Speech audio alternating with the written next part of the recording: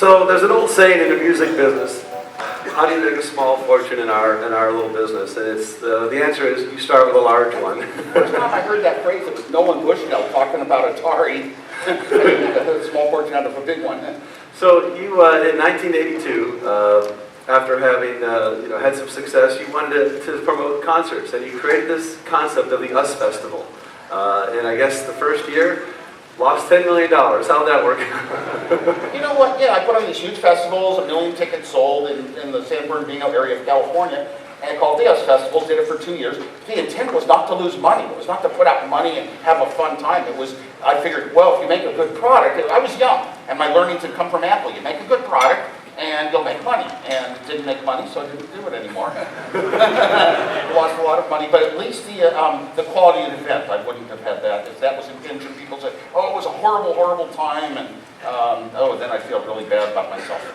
You got to meet some amazing people, and of course, your son was born there while you were at the US Festival. Oh, remind me, no sleep.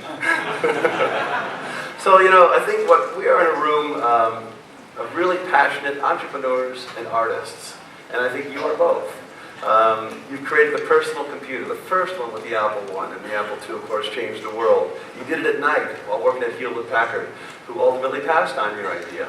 But what did you see at that time that no one else saw?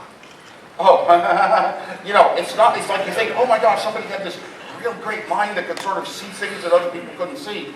You know what, I had, it takes 10,000 hours of anything to get good, and, it's like that movie, It Might Get Loud. These guys, from the time they were like 3 years old, were trying to play with instruments, and my whole life had been trying to take electronic pieces, put them together, and make them do better and bigger and huger things, and I had my 10,000 hours in. I could just think of an idea, and I would instantly be able to know that I could sit down on paper, design it out, solder some pieces together, and it would work and do those things.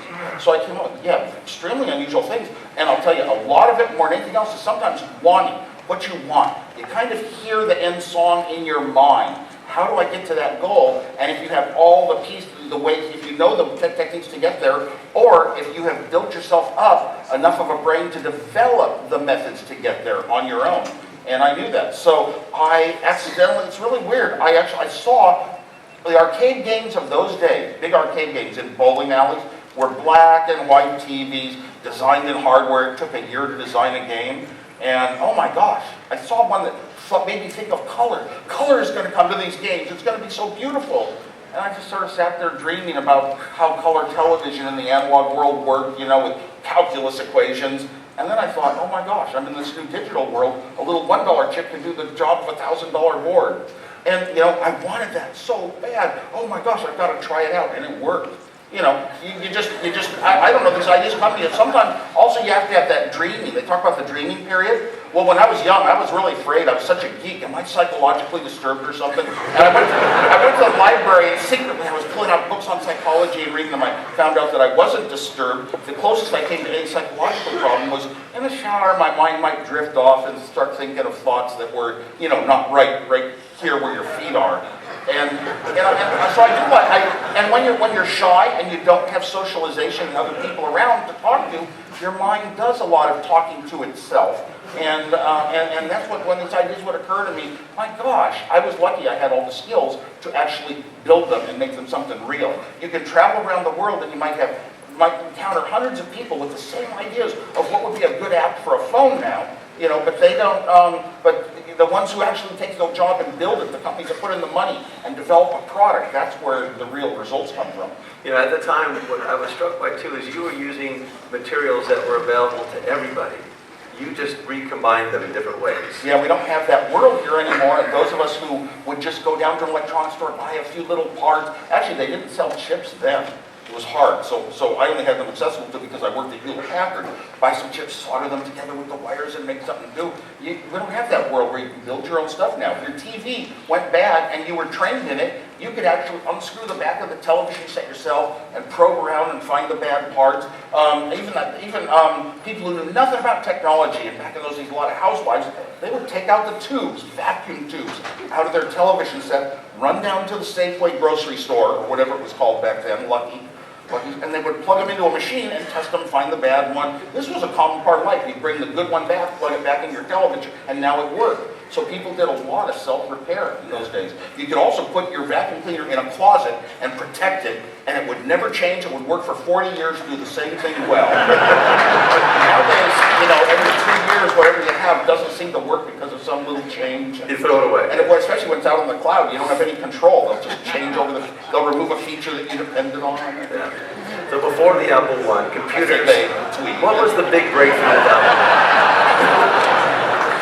Before it was all just numbers, and you had to type in, but what was the breakthrough that you wanted? More user interface and be able to... Computer technology was understood in terms of the elements inside a computer and the sort of programs the computer understood. And they aren't like the programs you get taught in most schools. Machine language, it was called. Little ones and zeros and exactly what they did. That was understood and how computers had been built in the past. But they all had these horrible looks of tons of buttons and lights, and you'd walk up to it and say, unless I am educated in this stuff, I'm a computer expert, I can't touch this machine, I can't use it. And then we had a group of people that were really inspired by social philosophy, social psychology professors from Stanford and Berkeley talking about how once we owned our own computers, it would be a great new world, and that inspired me so much.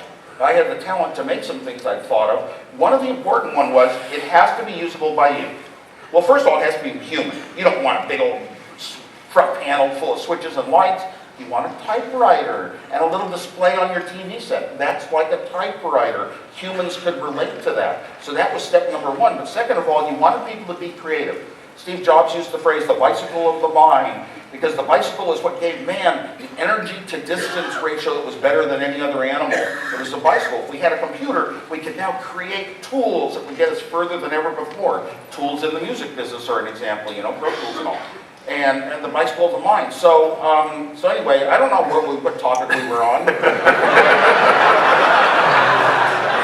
Well, I think it was this is one of the things that we were thinking about. The change in music industry has evolved to the point where someone with very little music training can have a hit record.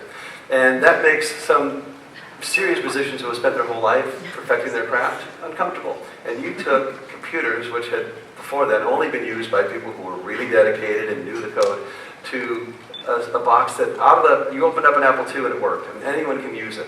How did that change? Did those first generation feel marginalized? Should musicians today feel... My biggest motivation of owning Apple II was video games. I love humor, I love fun in life, anything you do. And I had even designed video games for Atari. It was a hard project designing games in hardware. I wanted a machine that you could sit down in half a day, write a really good animated program. Your own game. And that a 10-year-old could, written in a simple little language like BASIC. And I strived and achieved that goal. So making it simple to do was a big goal. Anybody could do it, because now you had a tool that you could exhibit your own creativity. Yeah. We're talking about each one of these breakthroughs is at the point where you can never go back.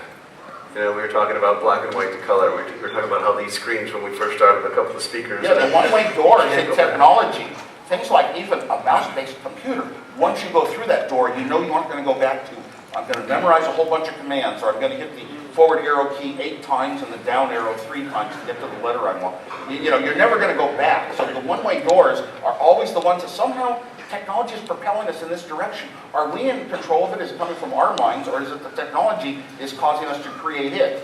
Is it just like a subject of a type of mathematics that we are going to stumble on? This is the direction we're going to go. We don't know it in advance. Yeah.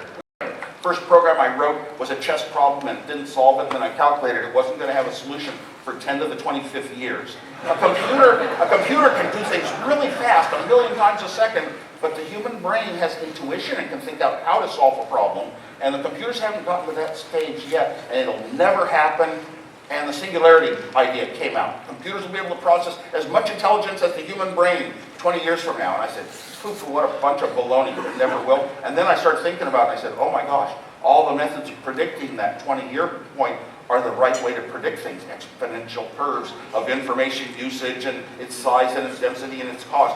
Oh my gosh. And I came around saying, yes, computers are going to be fully conscious in 20 years. And the trouble is, after I said it enough times, what does it mean is so negative. A computer that can think 100 times faster than a human. It's just like the movie Her. That's what I came to the conclusion of before I saw the movie. So I had to find a reason to say it won't happen. So I'm hoping that computers won't become quite as intelligent as humans, because we're at the end of how much smarter we can make our devices, our smartphones and all. We're at the end of it because Moore's law is a law of physics that says how much smarter can you make your devices every year, how many more electronic neurons can you put on silicon, and I think we're near the end of it for some good reasons that I have. But let's hope. Let's hope. I mean, hey, man, I was going to say, if we're going to be the family pets building all this equipment to take care of us, and now it takes care of us, and we have to almost do nothing. You know, maybe you're at the top of the money chain or the bottom, but you do almost nothing. You're taken care of for life. We're like the family pet. And when I got that idea about 3 years ago, I started feeding my dogs filet steak every night.